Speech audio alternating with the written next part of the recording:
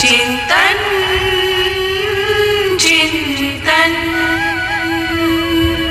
Lockdown के दौरान कामकाज ठप हो गए, लोग घरों से नहीं निकल रहे थे, ट्रांसपोर्ट बंद, आना जाना, तीज त्योहारों का मनाना, शादी ब्याह सब पर जैसे पाबंदी लग गई थी।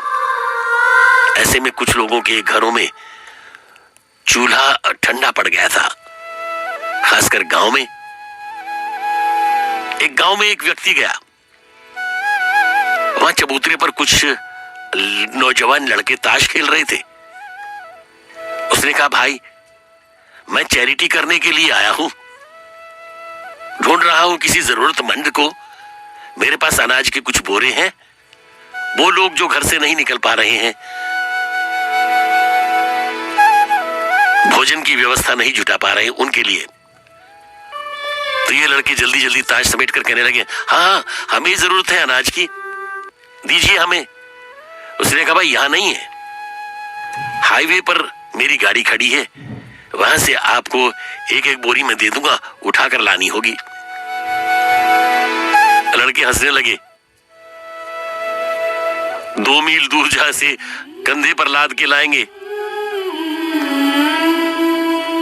5-6 किलो की बोरी, 7 किलो की बोरी के लिए हम इतनी दूर नहीं जाएंगे, कह के वापस अपने ताश खेलने में व्यस्त हो गए वो लड़के।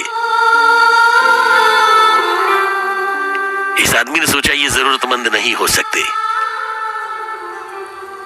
अब वो मुड़ने लगा, तभी उसने देखा कि एक छोटा बच्चा उसके पीछे पीछे आ रहा है। क्या चाहिए बेटा? उसने कहा, मुझे अनाज चाहिए। आप कह रहे हैं ना आपके पास अनाज की बोरियां हैं? हाँ, आओ मेरे साथ।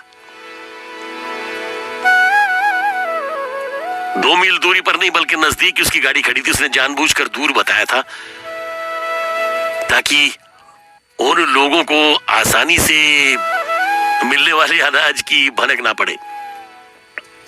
आपकी गाड़ी तो गांव के बाहर ही खड़ी है। हाँ, धूल मिट्टी से कितनी गंदी हो गई है। अंकल आप माइंड ना करें तो मैं आपकी गाड़ी साफ कर दूं। उसने अपनी कमीज उतारी और गाड़ी को साफ करने लगा। उस आदमी ने कहा, बेटा क्यों इतनी मेहनत कर रहे हो, ये फिर गंदी हो जाएगी वापस जाते हुए, शहर जाके मैं धुलवा लूंगा, तुम अनाज लो और जाओ। उसने कहा, नहीं अंकल, मैं गाड़ी साफ करके ही अनाज लूंगा। माँ ने कहा है बिना मेहनत किए अगर कुछ प्राप्त करोगे तो वो फलीभूत नहीं होता, बरकत नहीं करता। बिना मेहनत किए अनाज हासिल करूंगा या पैसे लूंगा तो मां कहती है तुम निकम्मे हो जाओगे। इसलिए हमेशा जब भी कहीं से कुछ लो, बदले में कुछ दो। चाहे तुम्हारे पास देने के लिए कुछ ना हो तो मेहनत करो, उसकी मदद करो, काम करो उसके लिए।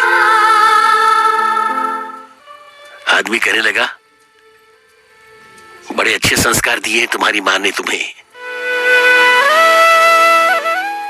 क्या करती है तुम्हारी मां? मजदूरी करती है। और तुम्हारे पिता? पिता नहीं है। तुम स्कूल जाते हो? हाँ जाता हूं, पर आजकल तो स्कूल बंद है। ठीक है, अनाज का बोरा थोड़ा भारी है, तुम कैसे उठा के लेके जाओगे? मैं थोड़ा घर तक छोड़ दूं तुम्हें? नहीं नहीं, मैं ले जाऊंगा, आप थोड़ा अनाज कम कर दीजिए कि मैं बोझ उठा सकूं। तब तक मैं गाड़ी पूरी तरह साफ कर देता हूं। बच्चा गाड़ी साफ करता रहा। उस आदमी ने अनाज के बोरे में कुछ और डाला, थोड़ा अनाज निकाला और फिर बच्चे के कंधे में रख दिया। बड़ी आसानी से वो उस अनाज को कंधे पर उठाकर घर पहुंचा। घर जाके उसने मां को बताया कि वो मेहनत करके ये अनाज कमा के लाया है, भीख मांग कर नहीं लाया है।